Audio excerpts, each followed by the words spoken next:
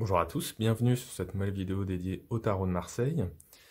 Aujourd'hui, une fois n'est pas coutume, on va parler un peu des cartes inversées. Alors vous êtes nombreux à me poser des questions sur les cartes inversées. Est-ce que tu tires les lames à l'endroit, à l'envers? Est-ce que ça donne quelque chose? Comment est-ce qu'on peut les interpréter, etc., etc. Alors j'ai déjà en partie répondu dans certaines de mes vidéos. Moi, c'est pas ma pratique courante de tirer les cartes à l'endroit, à l'envers. Mais je considère qu'on peut très bien le faire euh, et que c'est un outil en plus pour votre pratique. Je sais que ça peut aider certains d'avoir les cartes à l'endroit ou les cartes à l'envers pour savoir plus facilement si on peut lire telle ou telle carte plutôt dans un sens favorable ou telle carte plutôt dans un sens défavorable. C'est un peu ça le principe des cartes inversées. Pour vous résumer la chose, les cartes qui vont être tirées à l'endroit sont plutôt neutres ou positives, et les cartes qui vont sortir à l'envers sont plutôt neutres ou négatives. Donc c'est aussi simple que ça. Alors j'ai déjà parlé un peu des moyens que vous avez de lire dans le tarot si une carte, plusieurs cartes ou tout un tirage est plutôt positif ou négatif. Encore une fois, j'aime pas ces mots, mais bon, voilà, c'est pour simplifier. Vous pouvez vous servir de la numérologie, vous pouvez vous servir de certaines méthodes de tirage, ou vous pouvez vous servir évidemment des cartes inversées. Donc là, on va faire Enfin, je vous ai synthétisé un exercice que j'ai travaillé avec l'un de mes élèves, donc Vincent. Je lui ai dit, écoute, j'ai envie de te montrer les cartes inversées, et tu verras toi-même par ta pratique si c'est quelque chose qui te parle, si tu as envie de t'en servir ou pas. Voilà. Donc c'est aussi simple que ça. Moi, les vidéos que je fais, c'est des outils que je vous donne, et après vous en servez ou vous n'en servez pas, vous faites votre propre pratique derrière, quoi. Et donc on s'est dit, voilà, on va regarder un petit peu ça. Donc il a posé une question dans le cadre du cours, donc c'est une question qui permet de travailler, et j'ai trouvé le tirage très parlant, et je me suis dit, je vais en faire une vidéo. Donc, le tirage que vous avez sous les yeux, il représente une tendance. Donc sa question, c'était sur le côté sentimental, donc il est célibataire, et puis il voulait voir un petit peu ce que ça pouvait donner sur le plan sentimental. Est-ce qu'il y avait des rencontres, etc., etc. Qu'est-ce qu'on pouvait dire de ce plan-là?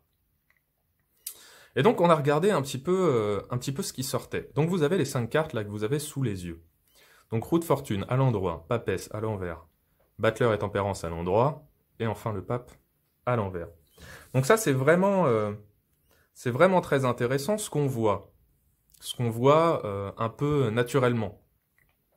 C'est que il y a un potentiel de nouvelles rencontres. Il est là. Le battleur, c'est le 1. Je rappelle que le 1, c'est évidemment la nouveauté, le commencement, mais c'est aussi le potentiel plein, quoi. Total, en puissance, quoi.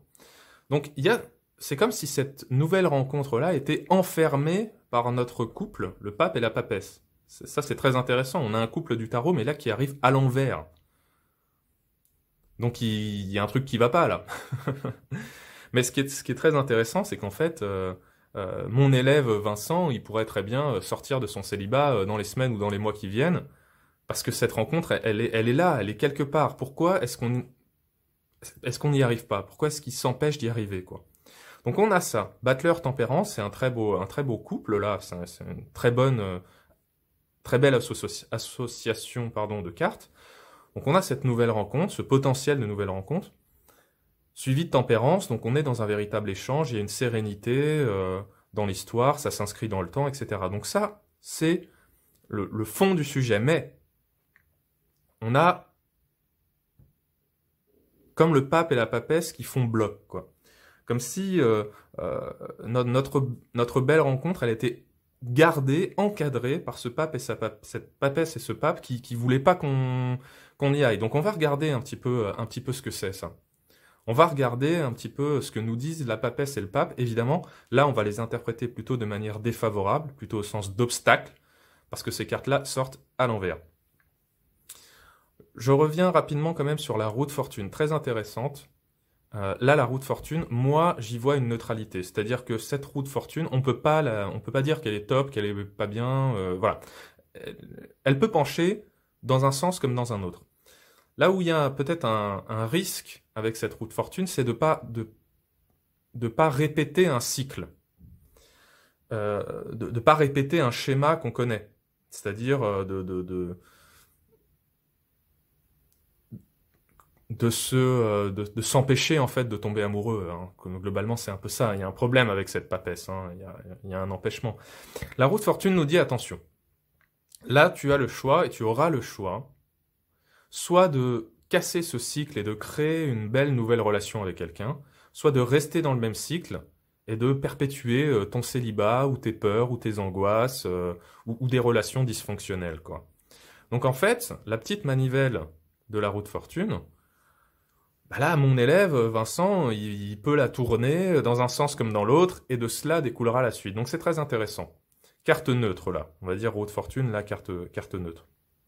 L'opportunité aussi d'ouvrir quelque chose de nouveau, un nouveau cycle, ou de rester dans le cycle dans lequel on est. Donc il peut y avoir du changement dès demain, en fait. On va regarder un peu ce pape et cette papesse, là, qui arrivent à l'envers. Donc, je vous rappelle donc qu'il faut les interpréter de manière plutôt défavorable.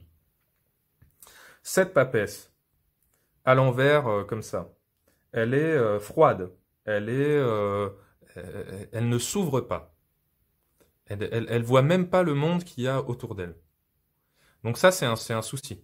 Là, je dis ça à mon élève, je dis ça à Vincent. Si tu restes dans cette mentalité-là, c'est-à-dire de non-ouverture, de blocage, de verrouillage, si tu vois pas un petit peu ce qui se passe autour de toi, et que tu restes concentré, c'est de l'entre-soi, quoi.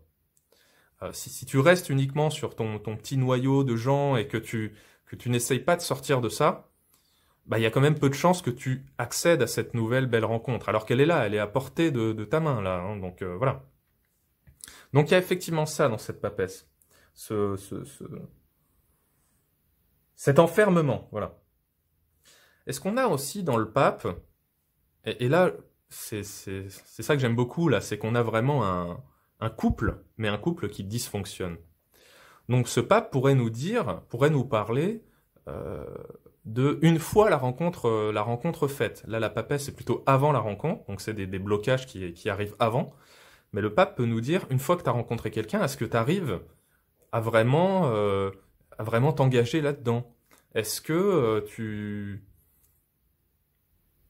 est-ce qu'il n'y a pas un peu des dysfonctionnements au sens de l'humeur ou voilà, est-ce qu'il n'y a pas un petit peu je dirais pas de jalousie ou d'autorité ou ce genre de choses-là, mais on peut quand même se poser ce genre de questions-là avec ce pape qui est pas dans une sérénité absolue. Voilà, globalement on peut dire ce genre de choses. Et le fait que ce couple-là, pape-papesse, arrive euh, verrouille la belle rencontre, voilà, il faut se poser la question quand même s'il n'y a pas trop ouais, d'entre-soi, s'il n'y a pas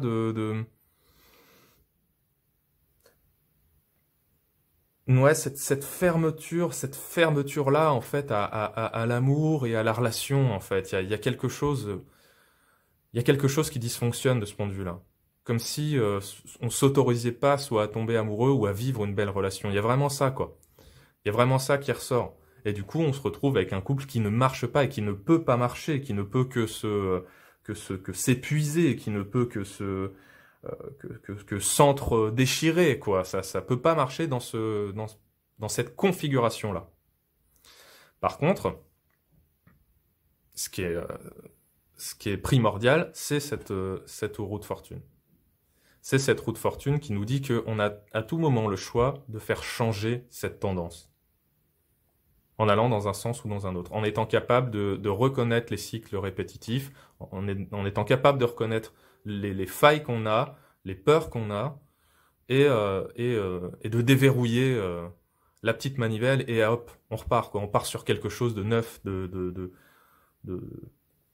nouveau et de riche, quoi. Donc on a toujours ce pouvoir-là. C'est pour ça que ce tirage est très intéressant. Alors ça, c'est l'interprétation un petit peu synthétisée. Évidemment, vous ferez aussi votre propre idée. Mais voilà, l'idée, c'était vraiment de vous montrer un petit peu carte à l'endroit, carte à l'envers, qu'est-ce qu'on peut en tirer en termes d'interprétation. Après, ce qui est pas mal aussi, et c'est pour ça que j'ai voulu vous montrer aussi ce tirage, c'est qu'on peut faire un lien numérologique, là. On peut faire un lien numérologique, c'est que là, vous avez le 10. Ensuite, vous avez le 2. Donc on a une décroissance, on passe du 10 au 2. Et notre carte apparaît à l'envers. Donc c'est pas mal, c'est comme coïncidence, on va dire. C'est plutôt pas mal. Ensuite, on repart sur quelque chose une ascendance numérique, donc du 1 au 14. Là, il y a une belle croissance numérique. Puis du 14, on retombe au 5. Donc on passe du 14 au 5. Et cette retombée numérique, elle est aussi symbolisée par cette carte qui là arrive à l'envers. Donc là, c'est vraiment très parlant. Les cartes qui arrivent qui tombent à l'envers, qui sortent à l'envers, respectent les tendances numériques décrites dans ce tirage. Donc voilà, je voulais aussi vous montrer ça. Et ne pas oublier ce battleur qui est au centre du jeu. Donc le battleur, là, c'est cette nouvelle rencontre, ce potentiel-là qu'on a de rencontrer des nouvelles personnes qui sont bonnes pour nous, et il est au centre du jeu. Donc faut pas l'oublier, vous voyez. C'est pas la traversée du désert ad vitam comme ça. Non, non, lui, il est là. Il nous dit que ça peut être après-demain, ça peut être dans 2 semaines. En fait, ce sera au moment où on aura réussi à faire débloquer cette roue-là. Donc c'est ça aussi l'idée de ce tirage, quoi. C'est de se recentrer un petit peu en tant qu'acteur au centre du jeu. Donc voilà, je vais m'arrêter là pour pas être trop long. J'espère que cette vidéo vous aura plu. J'espère que vous pourrez essayer, ou si vous le faites déjà, que ça pourra vous aider un petit peu, vous éclairer un petit peu, de tirer voilà, les cartes à l'endroit, à l'envers, tirer les lames inversées. Moi, je pense que je referai des vidéos de cet ordre-là, parce que des fois, ça parle très bien. Enfin, ça parle souvent très bien, d'ailleurs, mais bon. Tout dépend de si vous voulez utiliser cette technique-là ou pas. Mais je sais que vous êtes assez nombreux à m'en parler et à vouloir l'utiliser. Donc je ferai d'autres vidéos comme ça, à l'endroit, à l'envers, et voir un petit peu ce qu'on peut en tirer. Voilà, comme toujours, n'hésitez pas à vous abonner si le contenu vous a plu pour recevoir toutes les nouvelles vidéos. Donc abonnez-vous, 1000 merci à vous. Et moi, je vous dis à très bientôt autour du tarot.